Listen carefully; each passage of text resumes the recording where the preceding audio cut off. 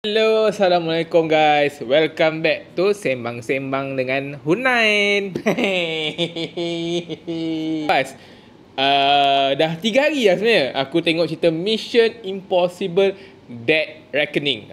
Filem terbaru daripada franchise Mission Impossible, sambungan daripada Mission Impossible apa sebelum ni? Mission Impossible Dead Reckoning. Yang terbaru ni Final Reckoning. Aku dah tengok ramai-ramai dengan family aku apa semua. So, adakah berbaloi untuk korang spend hampir 3 jam dalam panggung wayang? Okay, inilah filem. Kalau korang tanya aku, as a orang biasa, orang awam yang tengok filem ni, and agak, bukanlah nak kata aku minat Tom Cruise, tapi aku dilahirkan dan dibesarkan dalam era Tom Cruise lah. Maksudnya kalau kita pergi movie, kita tengok Tom Cruise time tu dia tengah Mission Impossible 3, 4, 5 tu kan. So Tom Cruise pun dah masuk 60 ke 70 60 lebih kot. Dia still buat stunt-stunt yang gila kat dalam movie dia. Itulah basically Mission Impossible yang latest ni is all about Tom Cruise dengan stunt dia. For story wise tak ada apa sangat, biasa je.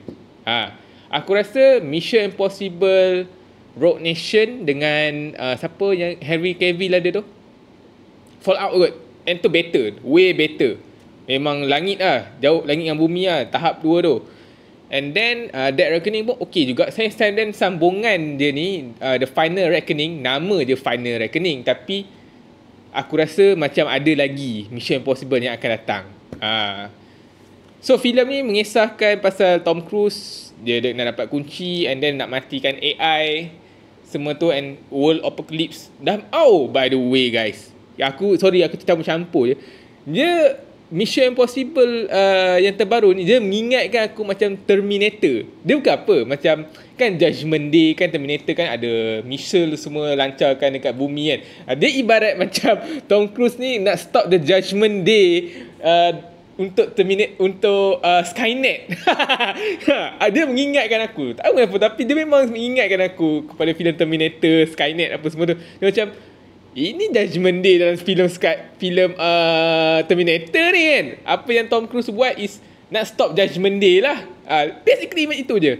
So korang boleh tengok action dia yang dia buat bukan CGI, mostly practical effect. Dah tua-tua bangka macam tu pun still dengan trademark dia, sangkut dekat dengan kereta api, sangkut dekat motor, sangkut dekat kapal terbang kan. And semua tu dia buat stunt tu sendiri, hampir semuanya sendiri.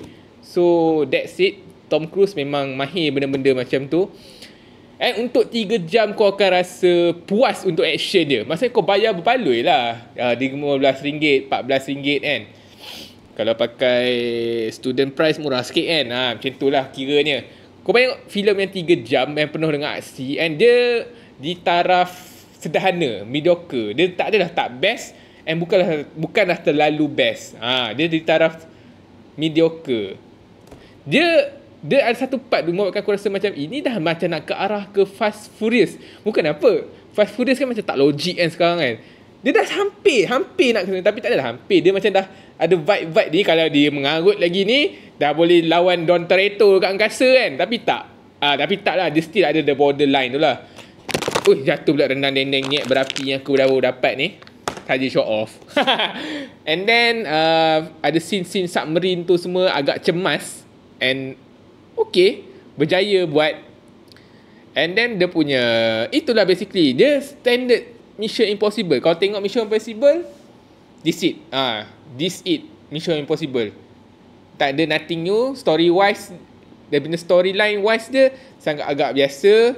And dia macam cuba untuk konon-konon macam menjadikan ianya satu filem final, macam apa yang berlaku pada 1 sampai yang latest ke-7 ni macam the final one lah konon-konon. Macam apa dia cuba retcon kan. Dia macam kau tak tengok Mission Impossible yang lama-lama pun tak apa kot, tapi dia ada cuba macam kait macam, tapi macam try hard sangat pun ada kan. So dia macam berceraru sikit lah dari segi story wise dia. And basically itu je. Tapi action dia okay. And dengan dia punya panggil apa, soundtrack, scene dia lari apa semua tu. Ya, itu apa yang kau expect dalam Mission Impossible. So aku bagi filem ni 6.8/10. Aku dari segi apa benda tu, aku dah cerita apa yang suka aku, apa yang aku tak suka. Ada scene-scene yang best, ada scene-scene yang macam agak draggy, and storyline dia macam terlalu crowded ataupun miserable and terlalu biasa. Tapi dia taklah seteruk-teruknya. Kau enjoy dia tengok action apa semua tu. Tapi kalau kau mungkin kau tak faham Mission Impossible, kau tak enjoy filem-filem macam ni, mungkin kau akan tertidur sebab filem dia lama. Itu je lah. Aku pun ada satu part tu macam kabeh lah bontot aku ni, bila nak habis ni kan. Dia menjadikan cerita ni kita rasa macam tu maybe sebab storyline dia lah, dia terlalu mendata. Ada part-part yang biasa, tapi bila part action kau akan macam ush, kan, macam tu lah. So basically itu je. So kalau korang dah tengok Mission Impossible Final Reckoning ni, cuba korang komen korang punya review, berapa rating apa semua tu. And kita tengoklah kod-kod kita punya pendapat sama kan. Kau rasa betul tak apa pendapat aku ni? Ini just aku punya pendapat lah. And jangan lupa subscribe channel ni. Thank you so much. Aku sangat-sangat berbesar hati kepada beberapa subscriber yang dah start subscribe channel ni. Ini mungkin video yang keempat yang aku post untuk channel ni. Thank you so much. Mungkin lepas ni aku akan tak semestinya aku akan post movie review. Aku akan buat tag review sikit-sikit kan. Apa barang yang aku beli tak ada review pun, just nak tahu benda ni berbaloi ke tak je. So thank you so much. Apa-apa pun cuba korang komen. Jangan lupa subscribe. See you again for next video. Next video mungkin aku akan buat Lilo and Stitch ataupun How You Train Your Dragon ataupun Keluang Man. Okay, bye bye.